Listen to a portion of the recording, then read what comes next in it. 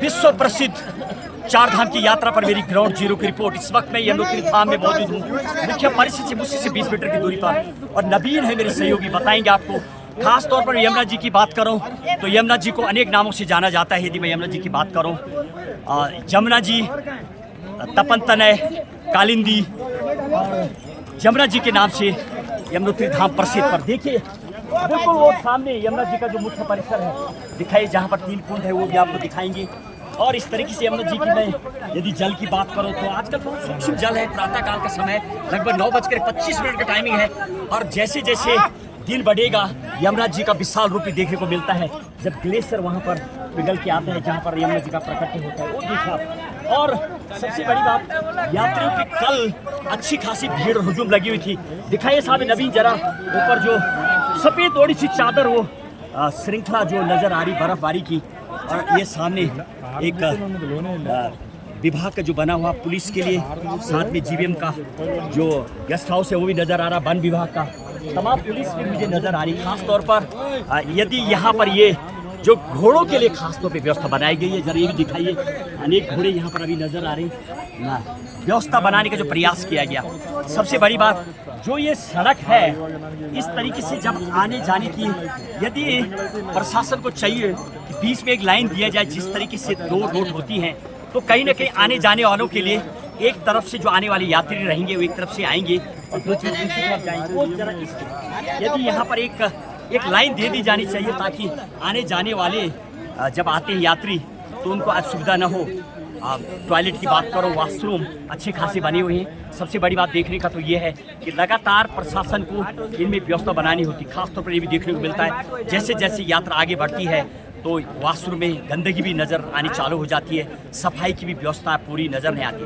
बहरहाल आज की यदि बात करो, कल हुजूम से लगा हुआ है, और यात्रियों की मैं बात करूँ, सबसे ज़्यादा यात्री आज और कल के दिन में नेपाल से यहाँ पर नज़र आए। मानो जिस तरीके से नेपाल के लोग सड़कों पर उतरे थे वहाँ पर राजतंत्र को लेकर के, परिवर्तन को लेकर के, और वहाँ जो अभी प्रधानमंत्री बने हैं, क्या ये वजह है क्या जिस तरीके से विश्व में चर्चित अभी वहाँ के नेपाल के प्रधानमंत्री काम कर रहे हैं, मानो उसी तरीके से हुजूम यहाँ पर अभी नेपाल का नज़र आ रहा।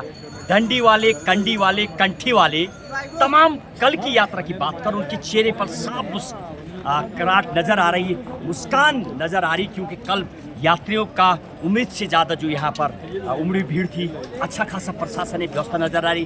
पुलिस, पीआरडी, होमगार्ड के जवान मुझे नज़र आ रहे हैं, वन विभाग के नज़र आ रहे हैं, और इसके अलावा एनडीआरएफ के जवान भी नज़र आ रहे हैं रास्ते में ड्यूटी देते हुए। बहरहाल सबसे बड़े प्रश्न ये है कि पीआरडी के जवान और सफाई कर्मचारी की यदि बात करूँ, उनको कई बार उनका जो वेतन होता है वो पूरी तरीके से नहीं मिल पाता है, तो वो मिले। पूर्व में पिछले साल घोड़े खच्चर वालों की समस्या बनी थी, और वो भी प्रशासन की शायद नज़र में है। तो अब की बार घोड़े खच्चर वालों की जब मैं बात कर रहा हूँ, हालांकि रेट फिक्स किए गए हैं। कई जगह पर घोड़े खच्चर वालों की वैकल्पिक व्यवस्था बनी है। आप इस मार्ग से जाने के लिए सिर्फ जाने का मार्ग है, आने के लिए वैकल्पिक वन विभाग का जो रास्ता होता है वो होता है। फिलहाल अभी बहुत अच्छी व्यवस्था नज़र आ रही है।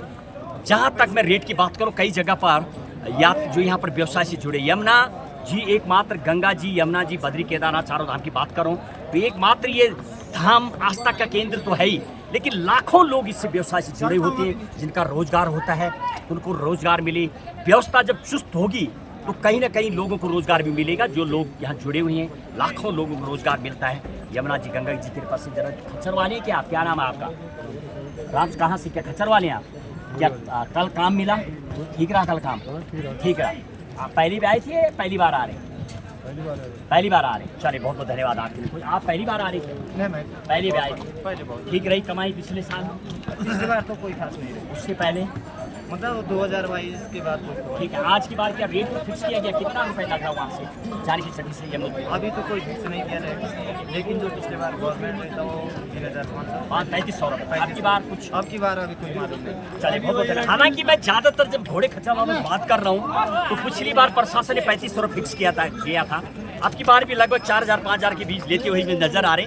तो प्रशासन को चाहिए कि पूरी तरीके से गाइडलाइन जारी हो, यानी गाइडलाइन तो जारी है लेकिन घोड़े खच्चर वालों को मालूम नहीं है, तो उनको भी मालूम होना चाहिए कितने रुपए लेने हैं, ताकि जो यात्री देश विदेश प्रदेश भर विश्व भर से पहुंचते हैं उनकी कोई शिकायत न हो, वही उनसे ऐसा चार्ज न लिया जाए कि पिछले बार की तरह घोड़े खच्चर और समस्या खड़ी हो। तो प्रशासन को एक दिन एक ट्रेनिंग कैंप चले यहाँ पर, घोड़े वालों का, खच्चर वालों का, डंडी कंडी कंठी वाले तमाम का एक रूटीन ट्रेनिंग चले, ताकि उनको पता रहे यात्रियों के साथ कैसे पेश होना था। जिस तरीके से में कुछ बैठे हुए लोग मुझे नजर आ रहे, उनका व्यवहार पूरी तरीके से अच्छा व्यवहार नजर नहीं आया। हालांकि वो हैंडीकैप थे, दिव्यांग जन थे, तो उनको चाहिए कि वो यात्रियों के साथ कोई ऐसी शिकायत न हो। बताएंगे आपको ग्राउंड रिपोर्ट। इस वक्त मैं बिल्कुल यमुनोत्री धाम में पहुंच चुका हूं। वो यमुना जी जिससे अनेक नामों से जाना जाता है, यमुना जी, जमुना जी, कालिंदी, तपनतनय, सूर्यपुत्री। जिस तरीके से माँ यमुना जी और सूर्य भगवान का प्रभाव, यमराज की बहन शनिदेव की बहन यमुना जी है, वही प्रभाव से यात्रा करते हुए लोग मुझे नजर आ रहे हैं। नवीन के साथ महेश बोगुणा, गंगा 24 एक्सप्रेस, यमुनोत्री धाम से सीधे ग्राउंड जीरो की रिपोर्ट।